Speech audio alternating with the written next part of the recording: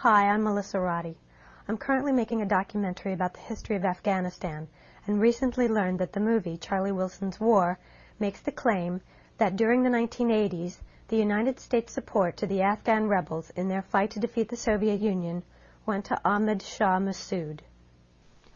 Ahmad Shah Massoud was the famed Northern Alliance leader who was assassinated on September 9, 2001. This photo was taken in a cave during a Soviet bombardment in 1984. So I asked certain key individuals who participated in this aspect of our recent history what they thought of the claim that U.S. support went to Ahmad Shah Massoud. The movie Charlie Wilson's War, it states that our support went to Massoud. No. Well, that's amazing. I didn't know that. That's discouraging. That's simply not true. That's simply not true.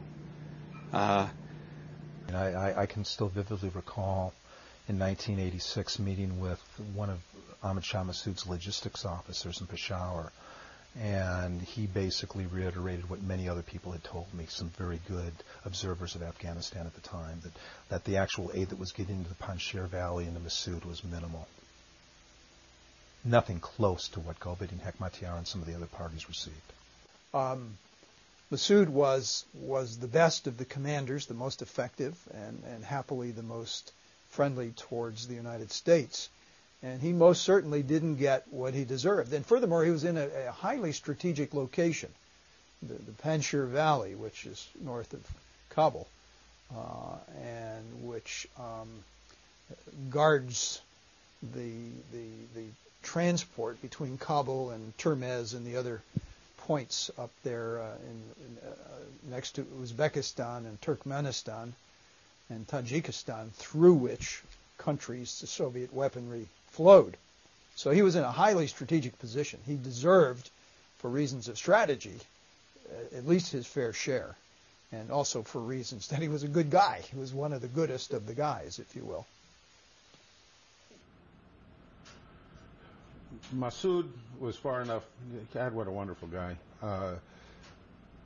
If anything, I would say Massoud was quite probably the Afghan personality that had been through the Soviet occupation years who had the most possibility for being a statesman.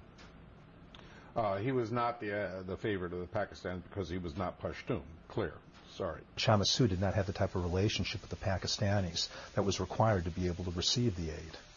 He was independent. He didn't let them run the show. He didn't listen to all of their advice, and he, quite frankly, disturbed the Pacs. And also there are tribal reasons. But Ahmad Shah Massoud was never close to the Pacs, and they just didn't give him the type of money, even though he was probably killing more Soviets than any of the Mujahideen. Massoud got very little of U.S. support. Part of the problem was his location. He was in a very remote part of Afghanistan that was very difficult to resupply. But more importantly, the Pakistanis, who very much controlled where our resources went for many, many years, were reluctant to see any assistance going to Massoud, because Massoud was essentially the principal rival in Afghanistan to Gulbuddin, who was the Pakistani favored candidate. And what sort of person is Gulbuddin Hekmatyar?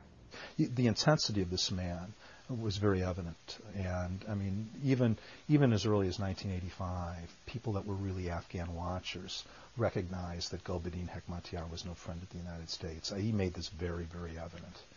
Well, they simply were hostile to U.S. interests and to Western values generally, and probably could be counted upon to continue to be hostile to U.S. interests and Western values once the Soviets left and an effort was made to establish a new government, a freely chosen government in Afghanistan. Well, I know I was at meetings in Washington in 86, 87, when issues of Gulbuddin's attacks on some of the other Mujahideen parties were raised with members of the United States government, both State Department and parts of the intelligence community. I think that it was well recognized that there were problems, but it was also well recognized that Pakistan was making the calls relative to to the distribution of aid and other dynamics which were extremely critical. I and many members of Congress constantly lobbied, importuned the White House and the State Department and the CIA to take more direct control, and to determine which groups should get which weapons and when. Congressman Charlie Wilson worked very closely with the CIA. How did he respond to information that Gulbuddin Hekmatyar was attacking his allies and abusing civilians? I have the impression that he was more willing to rely on the CIA's word. Everything, trust us, everything is okay, this is going to work out all right, that kind of thing. I think he might have been more willing to accept that line. I wasn't. Most others were not. Gulbuddin Hekmatyar is one of the only prime ministers in the history of mankind that regularly rocketed his own capital. So why did the CIA persist in their support of Gulbuddin Hekmatyar despite their knowledge that he had a reputation for killing more Afghans than Soviets?